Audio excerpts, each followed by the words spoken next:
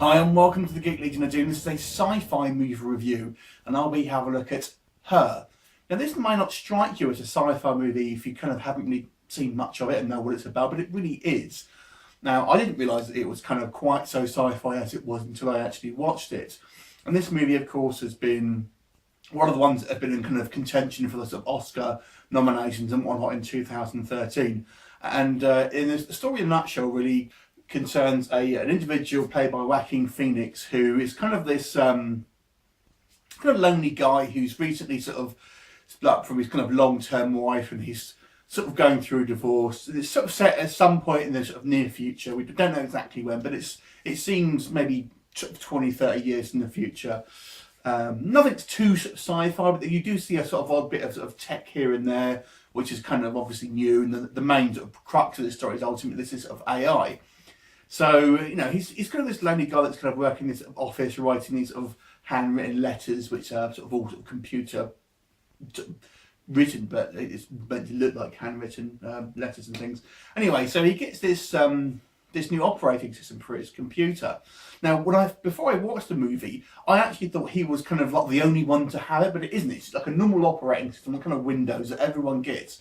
And ultimately, what it is this operating system actually has a kind of like a personality that kind of develops through experiences with the user, and this operating system ultimately is this kind of artificial intelligence that he sort of develops this relationship with, and has this voice played by Scarlett Johansson, who who acts just like a kind of a normal person, and the kind of the interplay between the two of them, the sort of conversations that they have seem like just like you would talk to someone else. I mean, that's how good this AI is. It really does seem like you're just talking to this sort of normal person. And apparently in the film, obviously the AI, depending on how it's kind of used, changes to sort of fit with the individual person. So like I said, so I mean, before I saw this, I just thought Joaquin Phoenix character was the only one that had it, but no, pretty much everyone's got it. There's a few supporting sort of characters that we sort of hear have AI themselves, or who know people who've got AI, and even other people who have had relationships with AI, and it sort of explores this kind of this love story ultimately between Joaquin Phoenix's character and Scarlett Johansson's AI, and how the people sort of react to it, and the purest love obviously, because there's no physical contact. It's like just these sort of two characters sort of getting on and just sort of connecting on a kind of a personality level ultimately, and the kind of thing, just how they sort of progress. So it's an interesting character piece more than anything else. It's not when I say a sci-fi movie, we don't expect to sort of see robots and things like that. So but it is a science fiction story, because obviously this AI isn't obviously currently available. So it's certainly an interesting film, and I was surprised how much actual voice talent Scarlett Johansson actually puts into it, because she says quite a lot, and there's a lot of interplay in there. And I didn't realise how sort of in depth this movie actually was. And I have to say, this is not my sort of particular film that I really sort of watch, to be honest, but I actually really enjoyed it. I don't really have much to fault with it, if I'm completely honest. I thought all the performances were really good. I think I'm not a big fan of Joaquin Phoenix either, so normally I find him rather grating. I mean, I love Gladiator, but I still find his character grating in it.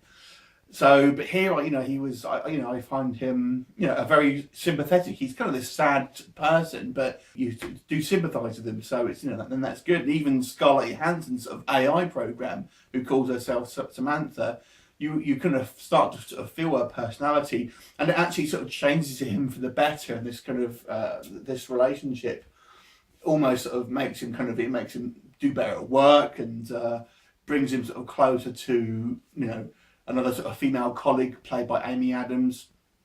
And it's interesting. It's quite amusing sometimes. It has some funny moments in it where people, and he doesn't pretend that he's not dating his AI. He actually tells people, yeah, my girlfriend's basically a operating system, and some people are accepting, some people aren't.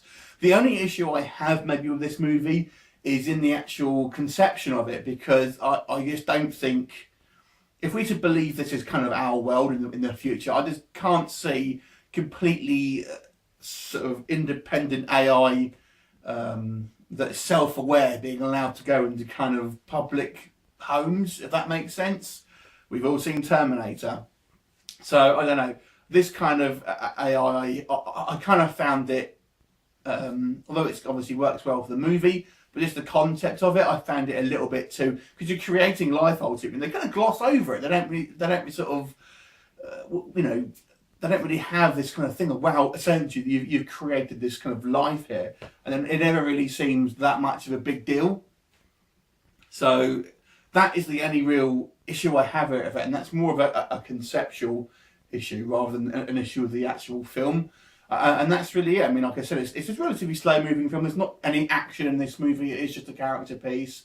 But overall, you know, I really enjoyed it. I thought it was a very interesting film. It gets a bit kind of scientific-y towards the end and stuff, and there's kind of it almost sets itself up for a kind of almost like a more traditional sci-fi sequel with this. I won't sort of spoil it, but ultimately, what happens to all of these AIs ultimately? You sort of think maybe this could almost go into some kind of more traditional sort of sci-fi route, but it ain't going to happen, I don't think. But there you go. Like I said, a good film, not for everyone. It's a slow-moving love story ultimately with just not two humans in it. But conceptually, it's interesting but a little bit flawed. I'm going to give it an 8.5 out of 10. Have you seen it? What did you think of it? And what do you think of my criticisms? I mean, do you agree or disagree? Leave me a comment. I look forward to seeing you next time. Bye for now.